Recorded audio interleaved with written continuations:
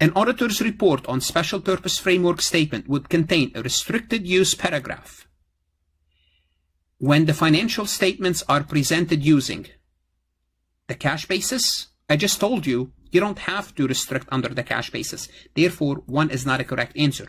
If you're using the cash basis, a lot of people use the cash basis. It's kind of an acceptable thing that, you know, if somebody see the cash basis, they should be able to understand it. Therefore, we'll take out 1, we'll take out C.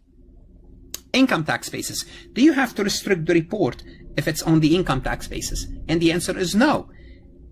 Every company practically use every company that they have to report, they have to prepare their tax return, they have to have some sort of an income basis financial statement. So it's an acceptable method. Do you have to restrict the report if you prepare it based on income tax? And the answer is no.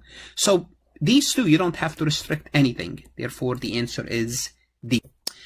Want to see more CPA exam multiple choice questions solved step by step?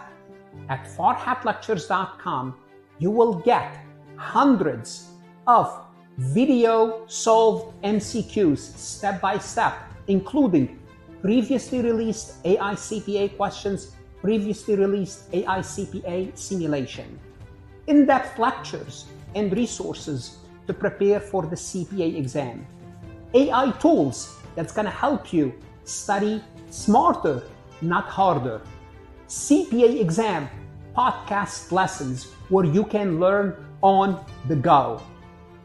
And also you will get the personal guidance of support of Farhat and his team. If you are serious about passing the CPA exam, this is your next step. Visit the website farhatlectures.com, start your free trial, and I hope to see you on the website.